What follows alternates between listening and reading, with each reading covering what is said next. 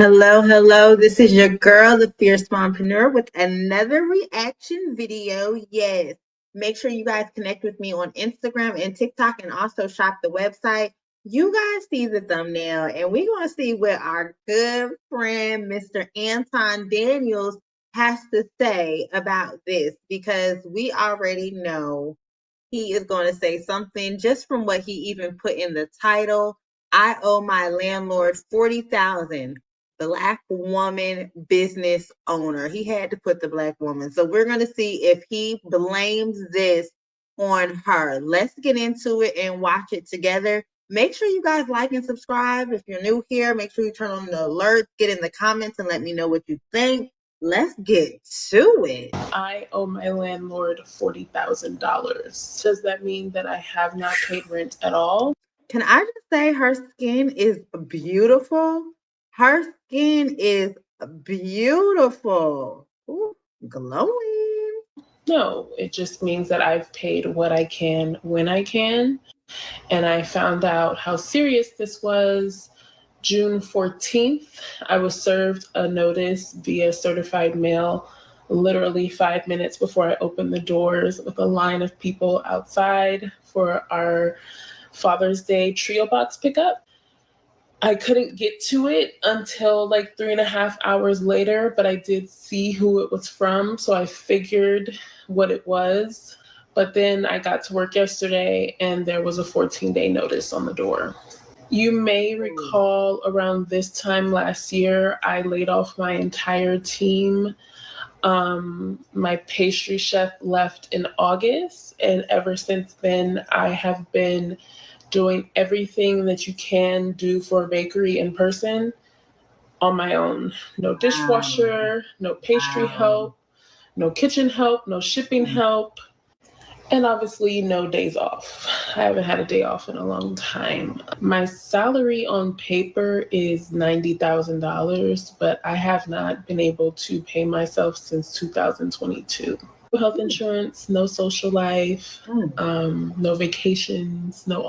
You see that? No health insurance, no social life, no vacations, all that with owning a business. It might look glamorous, but you really, like she said, she's doing the dishwashing, the baking, the shipping, the customer service, the marketing. Ooh, that's a lot.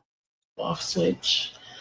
I did 75 hard through the winter because I needed the discipline or I was going to lose myself completely. This is what Ivy League University.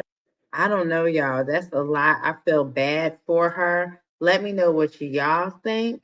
Would you have gave your business over, sold it? What would you have, done in that situation? That's a lot. But we're gonna get into what he has to say.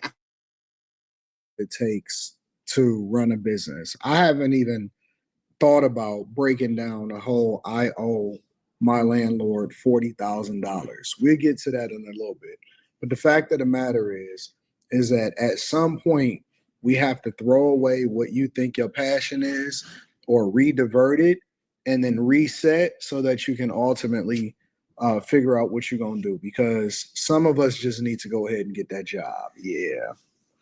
Yeah, sometimes you just got to get a job, or you got to redirect what it is that you've learned from that business and move over into something different, because it may not be financially feasible for you to stay in business. And I think that a lot of times, especially women, they get emotional when it comes. Here we go.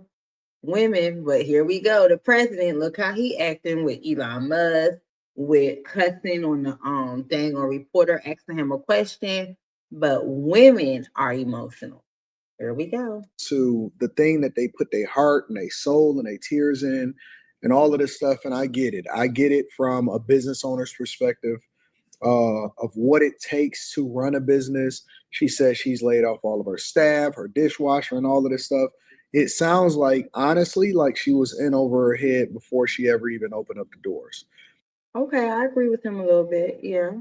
She probably, hired people before she needed to hire people. I agree.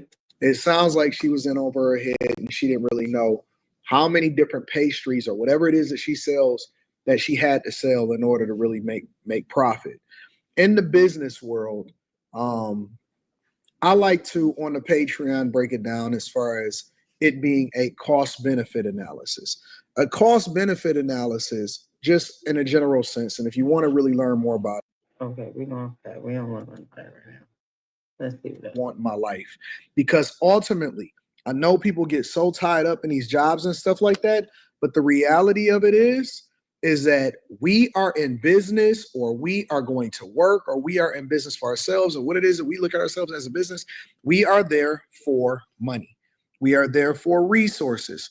We are trading our time in for money and possibly selling a product that hopefully would be a net benefit to us, and it would add value into our life. But being $40,000 behind in rent, you're not digging yourself out of a hole. You're not capturing no additional market share.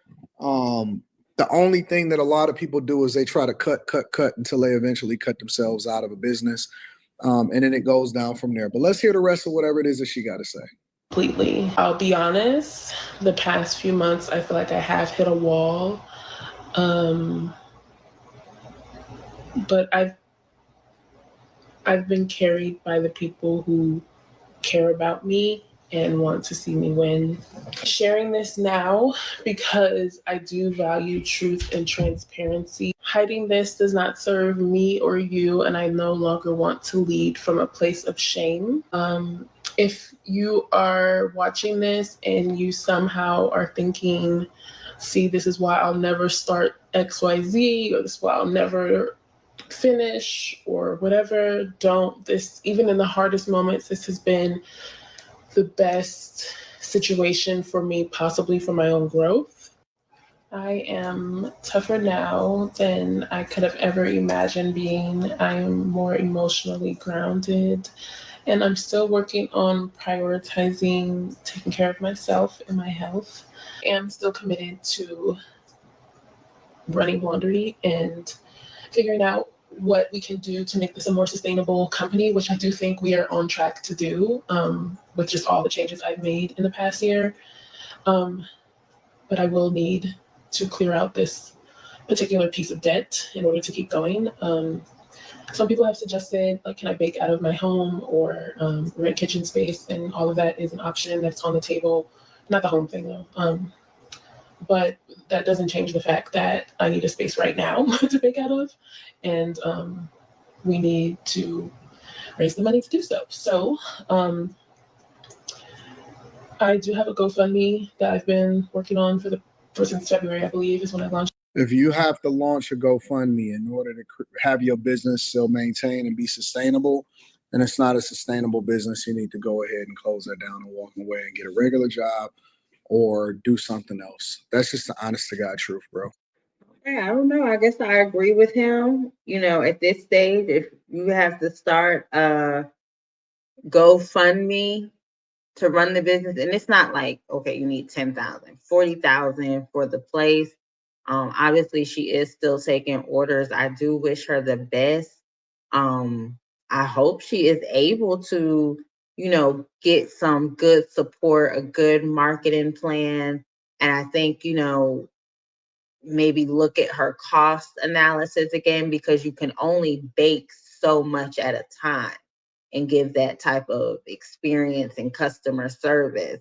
So, I hope somebody's able to sit down with her, a business coach, a business consultant, financial manager, to go ahead and get all these type of things in order. And then when you own or lease a space, even, making sure the equipment is always working, the refrigerators are always working. It's just a lot of moving parts within a bakery. But starting a GoFundMe is kind of scary, because what do you do next? How do you not get yourself back in this hole? But I wish her the best. We're gonna see. Y'all comment below and let me know what you think. Should she just give up the business and get a job, or should she go ahead and continue to have the GoFundMe? Maybe only do orders, at night, work a job or something, excuse me, a remote job. I just think something I mean, well, she did say she has the support, so she might, not really be suffering on day-to-day expenses for her personal life. She might, I mean, I'm just assuming she might not need a job, just maybe a good marketing plan, and trying to revamp, you know. But y'all comment below. Comment below. She is beautiful though, but comment below. And thank y'all. Make sure you like and subscribe.